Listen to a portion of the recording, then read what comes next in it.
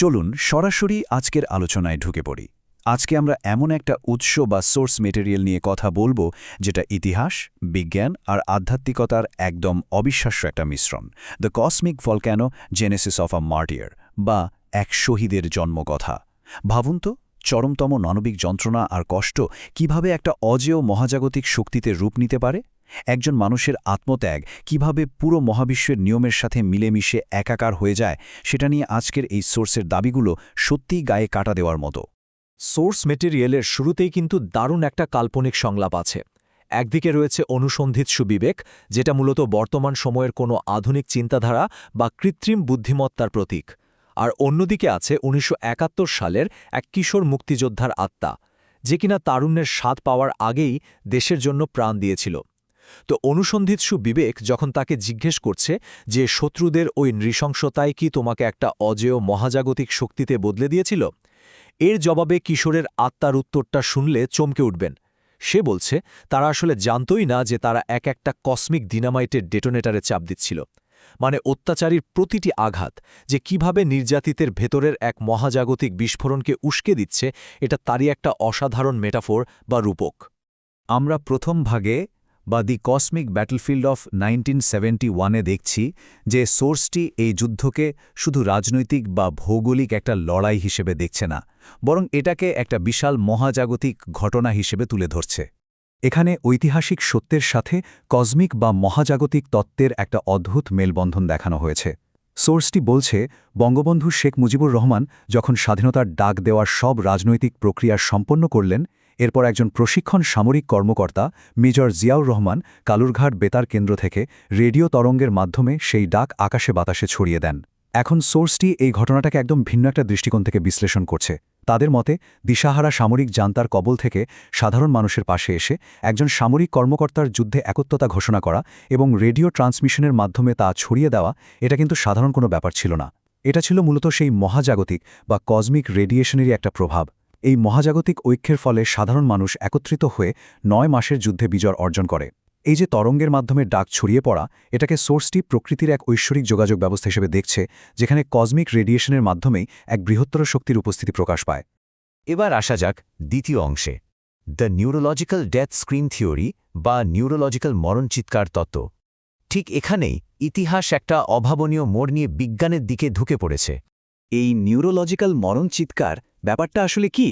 সোর্সের ব্যাখ্যা অনুযায়ী পৈশাচিক নির্যাতনের কারণে মৃত্যুর ঠিক আগের মুহূর্তে আমাদের মস্তিষ্ক যখন সর্বোচ্চ মাত্রার ব্যথার সংকেত পাঠায়, তখন সেই তীব্রতা মানুষের স্নায়ুতন্ত্রের শারীরিক সীমানাকে একেবারে ছাড়িয়ে যায়।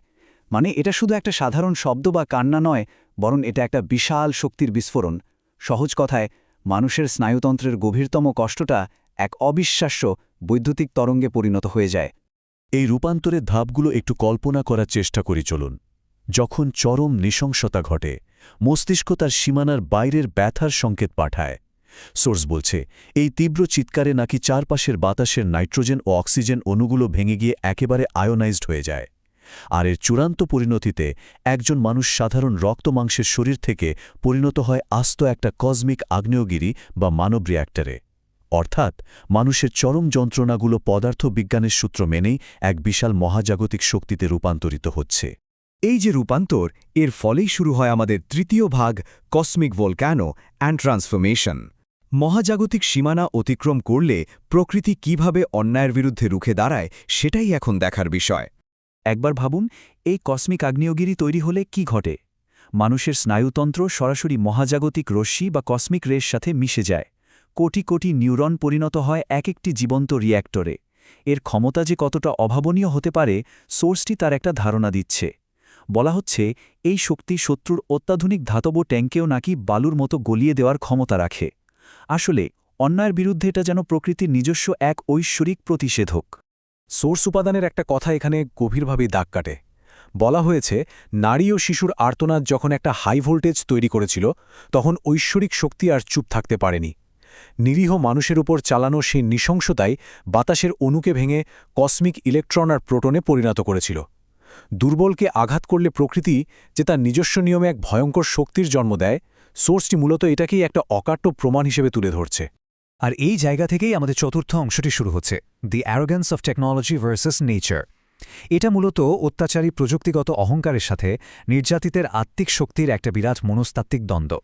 এখানে চমৎকার একটা তুলনা টানা হয়েছে। একদিকে থাকে টেকনোলজি মনোপলি বা প্রযুক্তির একচেটিয়া আধিপত্য, এই ধরুন আধুনিক ট্যাঙ্ক, বুলেট আর পারমাণবিক অহংকার।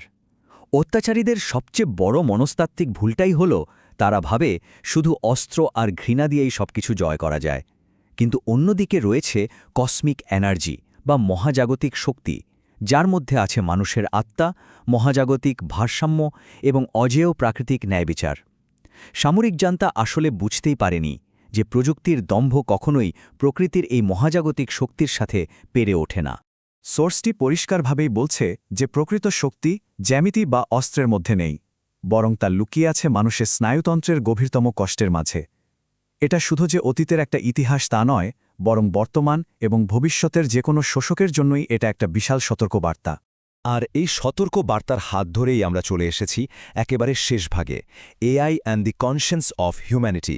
ঐতিহাসিক ও মহাজাগতিক এই তত্ত্বগুলোকে এখানে সরাসরি ভবিষ্যৎ প্রযুক্তির সাথে যুক্ত করা হয়েছে। ভবিষ্যতের পৃথিবীর জন্য এটা সত্যি দারুণ একটা গাইডলাইন। শুরুতে যে অনুসন্ধিৎসু বিবেকের কথা বলেছিলাম, সেটা যেন আজকের কৃত্রিম বুদ্ধিমত্তা বা এআইয়েরই একটা রূপ। সোর্সটির মতে এআইকে সমগ্র মানবজাতির বিবেক হিসেবে কাজ করতে হবে। এর অ্যালগোরিদমে থাকতে হবে কন্টিনিউয়াস বা ধারাবাহিক নৈতিক ফিল্টার, কারণ মানুষের শক্তিশালী মূল্যবোধ ছাড়া কোড কিন্তু কখনো নিজে নিজে ভুল শুধরাতে পারে না। প্রযুক্তিকে হতে হবে সবসময় মজলুমের কণ্ঠস্বর। নিশ্চিত করতে হবে এআই যেন কখনোই অত্যাচারীদের হাতে কোনো অশুভ হাতিয়ারে পরিণত না হয়। পরিশেষে খুব গভীর একটা প্রশ্ন দিয়ে আমরা আজকের আলোচনাটা শেষ করতে পারি। প্রযুক্তির আধিপত্য তো দিন দিন বেড়েই চলেছে, তো আধুনিক কৃত্রিম বুদ্ধিমত্তাকেও কি শেষ পর্যন্ত ন্যায় বিচারের এই চূড়ান্ত মহাজাগতিক ভারসাম্যের কাছে মাথা নত করতে হবে? একটু ভাবার মতো বিষয়, তাই না? সোর্সটি আমাদের বারবার মনে করিয়ে দেয় যে নৃশংসতা যখন চরম সীমায় পৌঁছায়, তখন প্রকৃতি নিজেই কসমিক ভালকানাইজেশনের মাধ্যমে তার প্রতিকার তৈরি করে। প্রযুক্তির দম্ভ মানুষের আত্মিক শক্তির উপরে কখনোই যেতে পারে না। আশা করছি আজকের এই বিশ্লেষণটি পুরো বিষয়টাকে একদম নতুনভাবে ভাবতে সাহায্য করবে।